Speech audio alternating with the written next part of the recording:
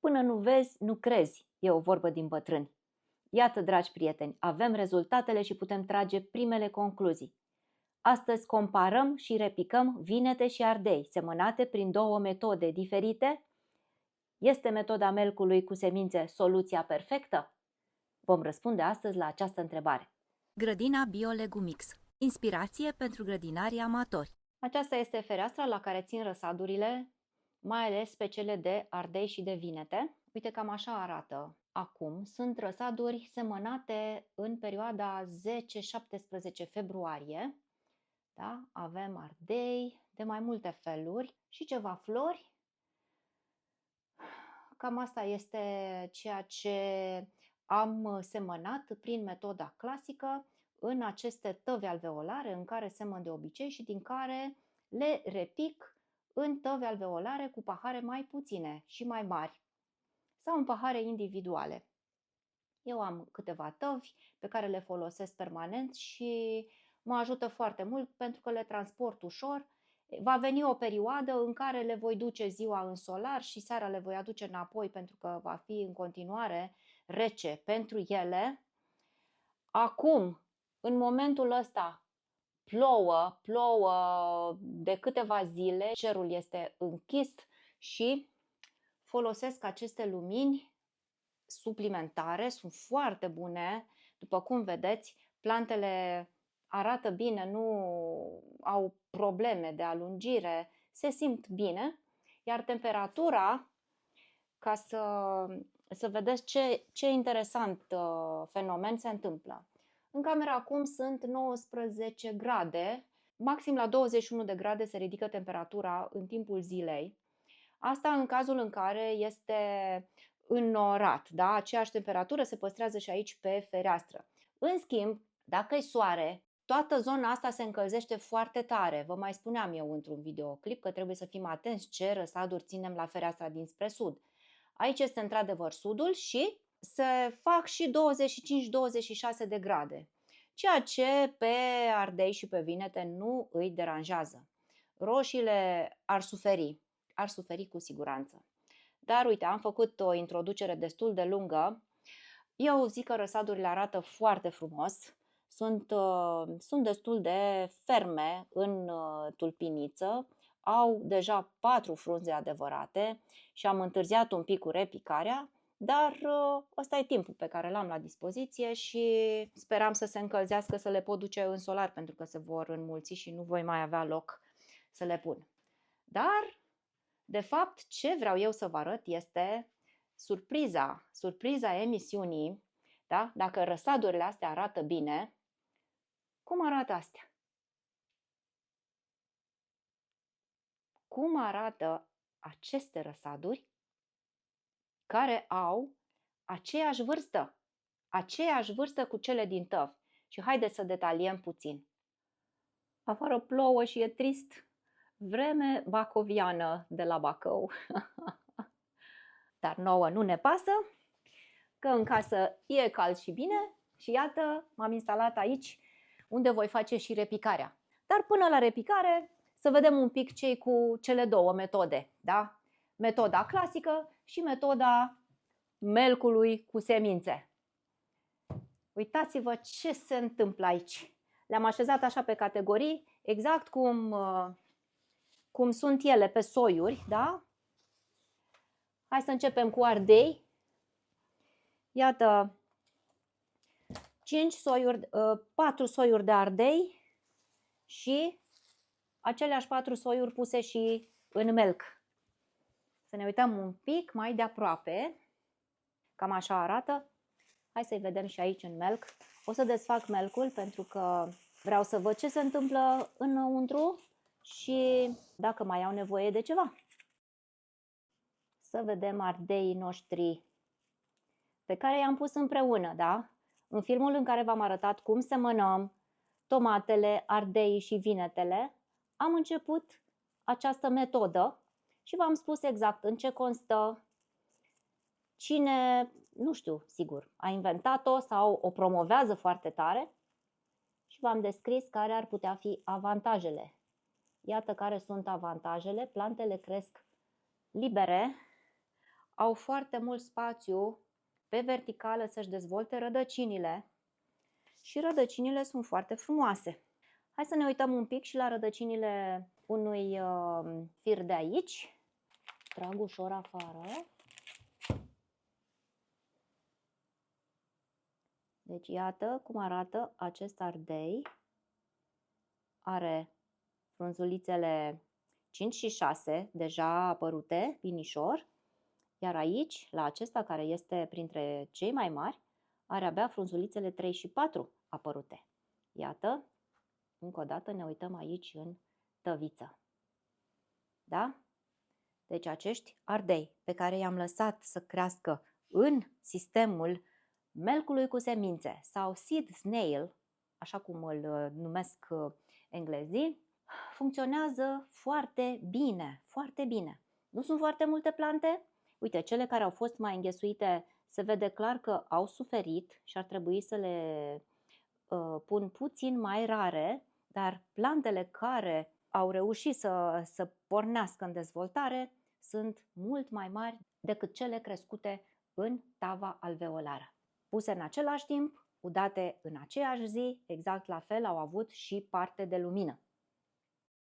Din ce am văzut până acum, la cei care practică această metodă, plantele se distanțează, se completează cu substrat și se închide ruloul la loc. Dacă sunt prea multe, se mai scot și se pun în alt rulou sau se pun în pahare. Exact așa procedez la ardei, dar la vinete voi extinde experimentul într-un alt fel. Răsadurile de vinete. Iată vinetele verzi. Au răsărit la momente foarte diferite, cu toate că le-am pus la pregerminat. Sunt în diferite stadii de dezvoltare. Dar ia uitați vinetele din melc. Deci, ce să mai zic? Eu sunt uimită de-a dreptul de ce se întâmplă. Ce diferență! Ce diferență! Deci, același tip de semințe din același plic germinate împreună, puse în aceste două variante, în tava alveolară și în melc. Și asta nu-i nimic. Să zicem că ăsta e un soi și așa reacționează. Dar să vă arăt cum arată hibridul. Vinetele Cana F1, pe care eu le-am avut cu numărul 5, dacă mai țineți minte, când le-am semănat, v-am și arătat cum le pun în celule și în acest melc. Împreună l-am făcut. În videoclip vi-l las în descriere, să vedeți cum am făcut. Iată diferența. Ce să mai zic? Eu sunt fascinată de-a dreptul de metoda asta. Și acum o să desfacem să vedem cum arată rădăcinile. Uite, ne uităm la o plântuță de aici din tava alveolară. Să o scot eu așa cu grijă, da? Ia uite, o pun aici. Așa. Și o să ne uităm și la rădăcinile din melc. Melc sau rulou, cum vreți să spuneți. La melc poate vă gândiți la ceva mai puțin plăcut în grădinile noastre. Uite așa, ia să vedem. L-am legat și cu sfoară că a fost printre primii pe care i-am făcut și nu știam exact cum se comportă. Plus că folia asta atât de subțire, ia uite, sunt și neudate. Da, le-am udat în același timp, am uitat să vă spun. Cu grijă mare le desfacem. Ia uite ce frumoase sunt. Evident că plantele fiind atât de mari și rădăcinile sunt mai dezvoltate. Iată. Și iată și pe mititica, da? Cam așa. Cam asta este diferența între, hai să le pun așa, uite așa, așa se văd cel mai bine. E fantastic. Și experimentul continuă. Voi repica câteva plante în pahare înalte, iar o parte vor rămâne într-un maxi melc. Și iată cum voi proceda, pentru că materialul ăsta este foarte subțire și pentru faza de semănat, răsărit, până la repicare e foarte bun, dar deja nu cred că mai are putere să țină și oricum vreau să măresc melcul, exact cum am procedat și la roșii. Deci transfer tot materialul pe o suprafață mai mare și în lungime și în lățime. Plantele vor fi îngropate până la nivelul cotiledoanelor, că nu e nicio problemă. Iar așa, stânga-dreapta, le voi distanța. Fiecare are rădăcinuța proprie, care nu se încurcă cu cealaltă. Umblăm ușor, nu le rupem, pentru că plantele, dacă semeni direct în pământ, rădăcina se duce drept în jos, în căutarea apei. Nu o ia la stânga, la dreapta, prea mult. O ia în direcția în care știe că găsește apă. În schimb, dacă le punem din răsat și ele deja sunt înghesuite în celula aceea, n-are cum să se mai dezvolte o rădăcină pivotantă. Da. Pregătesc acum substratul pentru repicat, pe care îl voi folosi și în melc și în tăvile alveolare. Turba de semănat pe care o mai am, în mod normal trebuia turbă de repicat, cam aceeași cantitate de compost pe care îl cern cu o sită pe care am făcut-o eu. Vă las linkul în descriere și aici în dreapta dați click să vedeți ce simplu e să faci o sită. Perlit, cam a 10-a parte, vermicompost, jumătate din cât perlit am pus. Le amestec pe toate foarte bine și umezesc această compoziție, pentru că dacă o umezesc aici în cădiță, va fi foarte ușor să ud răsadurile după ce le-am repicat. Dacă acest amestec are un grad de umiditate mai mare, apa va intra foarte ușor în pahare și chiar și plantele se vor așeza mai ușor decât dacă substratul este uscat. Pun și niște apă. Variante de substraturi pentru semănat și pentru repicat. Am testat anul trecut și am un playlist cu 3 episoade în care am arătat de la semănat până la plantarea în sol cum au evoluat plantele în diferite tipuri de substraturi pe care le putem face din ceea ce avem la îndemână sau ceea ce cumpărăm. Puteți vedea acolo cum au evoluat. Pentru mine formula asta este foarte bună. Și acum substratul pentru repicat pe care îl pun și la celelalte plante, de sus până jos pe acest melc. Trebuie să aibă aceeași grosime ca să se închidă frumos, să se ruleze frumos. E bine ca substratul să fie cât mai ud, mai ales în partea de jos, ca să nu curgă. Dacă sunteți pentru prima dată pe acest canal, aș vrea să știți că sunt pasionată de grădinărit. Îmi place să experimentez tot felul de metode, mai simple sau mai complicate, și să vi le prezint. Vă prezint și soluții clasice de cultivare, dar și metode inedite care ne pot ușura viața. Nu vă ofer soluții minune, ci doar cele experimentate de mine, testate de mine, verificate sau soluții consacrate oferite de specialiști. Dacă vreți să vedeți ce se întâmplă în continuare, puteți să vă abonați acum la canal și să-mi spuneți în comentarii dacă vă place să faceți experimente în grădină. Iar aici sus, așa cum spuneam, o să le îngrop până la cotiledoane. Este un experiment, dar pe mine m-a uimit mărimea acestor plante, care se vede clar că s-au dezvoltat mult mai bine în această formă. Și o putem perfecționa pe parcurs. Bun, o avem pe asta, care este asemănătoare cu celelalte, pe care o voi pune într-un pahar adânc. Și iată cum procedez. Voi lua planta așa cu rădăcină lungă, cum e ea, o voi așeza la înălțimea la care aș vrea să rămână în pahar și torn pământ pe lângă ea,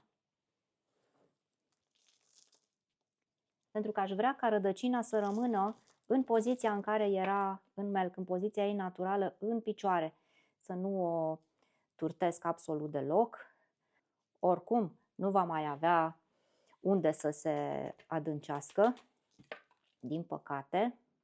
Uite așa, am îngropat planta până la nivelul cotiledoanelor și voi scrie pe pahar exact ce reprezintă.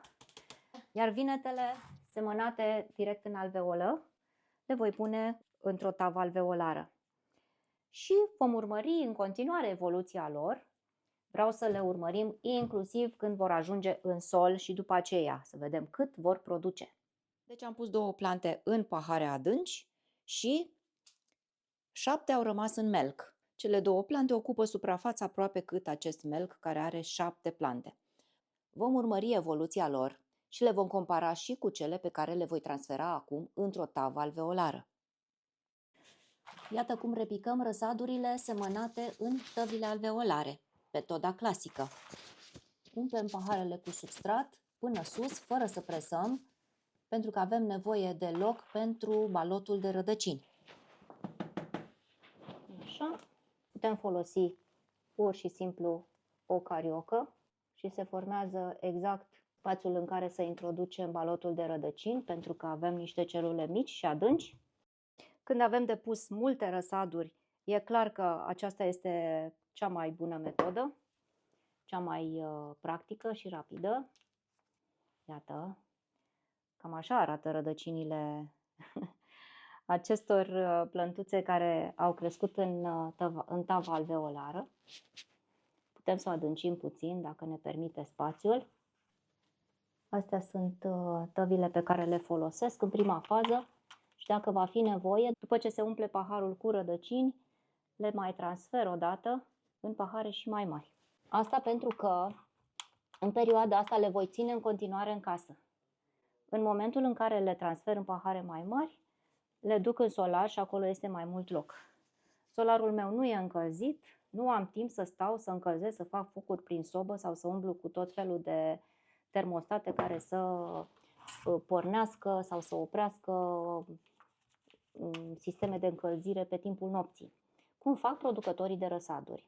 Toată admirația pentru ei, dar pentru grădina noastră mică și la câte vinete pun eu, că deja aici sunt prea multe, este foarte bine așa. Le cresc în casă și nu mă doare capul. Da, uite, inclusiv fiind atât de puține, pot să le fac acum în casă, pentru că e momentul să le repic, nu mai pot amâna, dar nu trebuie să stau în frig. Abia aștept să văd cum evoluează aceste plante și să fac comparație cu plantele care au rămas în marele melc. La fel voi proceda și cu ardeii. V-am arătat cum se face repicarea la ardei, la vinete și la alte plante într-un videoclip pe care vi-l las aici în fereastra care apare pe ecran. Să vedeți și acolo sunt câteva detalii interesante care ar trebui știute de grădinarii amatori. Până data viitoare vă doresc sănătate, că e mai bună decât toate!